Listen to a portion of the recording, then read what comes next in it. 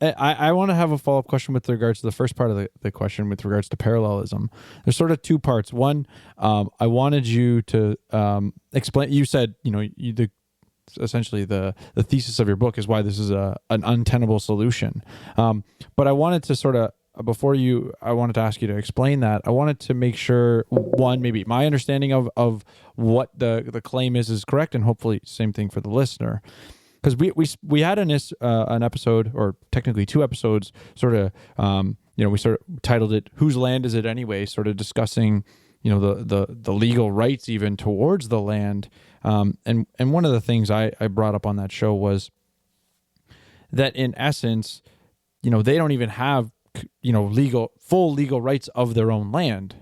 Right? Like everything is sort of vetted by the government, right? Even if they wanted to sell the land or make transactions with the land, the government really has a significant amount of influence and control as to what actually occurs with regard in regards to the Indian Act.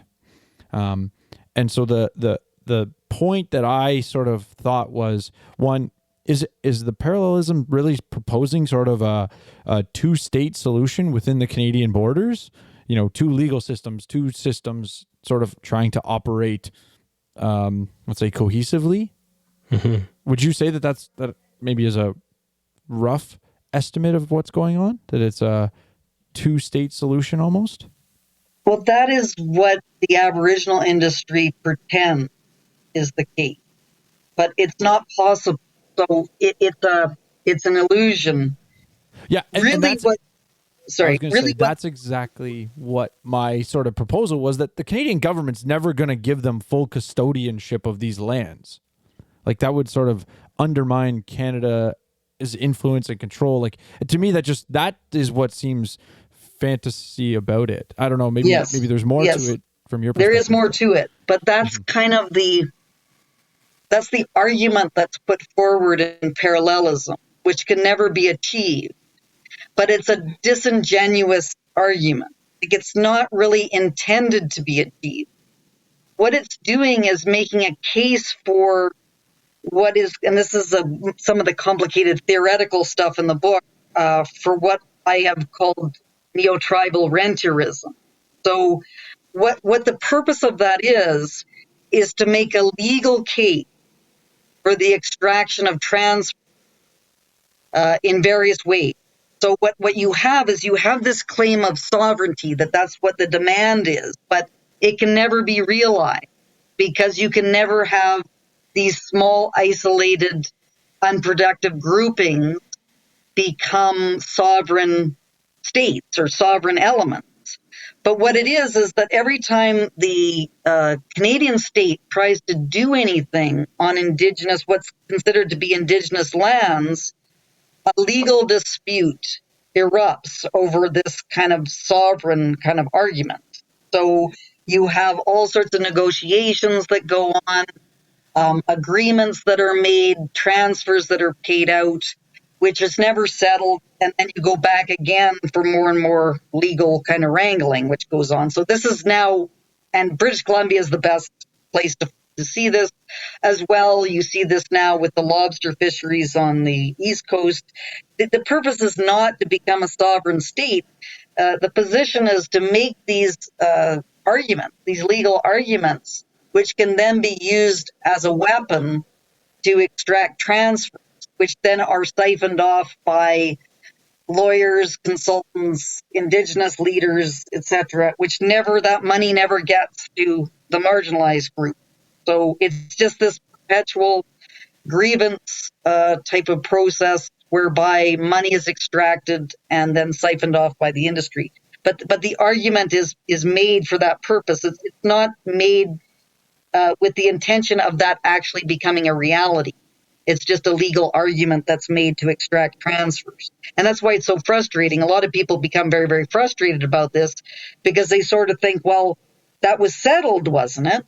So, you have the residential schools, for example, that you had arguments made about the terrible abuses of the residential schools.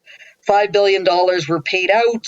And so people say, okay, well, that sort of solved that problem, didn't it? It's like, no, it didn't, because now there's going to be more disputes which are going to come out of the original disputes, which is the intention of the whole thing in the first place, is just as a rent-seeking, NeoTribal renterist kind of process that goes on. And if you look at anything to do with parallelism and Indigenous, non-Indigenous relations, it is this rent-seeking extraction of transfers type of processes that are going on. That's what it's all about.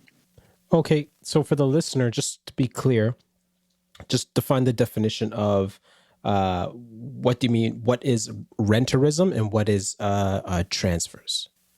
Yeah, so, and this is explained in the book in great detail, but renterism is when you use the Indigenous kind of legal category to get money that is diverted to Indigenous, largely Indigenous organizations. And it's sort of done in three ways. There's three different ways this is done in Canada with respect to Indigenous groups. The most common originally was royalties, and this is in any kind of resource development. So the idea is that Aboriginal title, this kind of whole legal argument that went on about Aboriginal title, which was that treaties were never signed or the treaties were not properly honored. That's used as the mechanism with which to get corporations or the government to provide Indigenous groups with royalties, resource royalty. So that's, if that's not adding any productivity to the system, it's just siphoning off money. So that's the first kind, is through like resource development. The second is compensation payment for wrongs that have happened in the past. So the residential schools is a very good example of this. As well, the 60s scoop was another kind of aspect, murdered and missing Indigenous women, etc.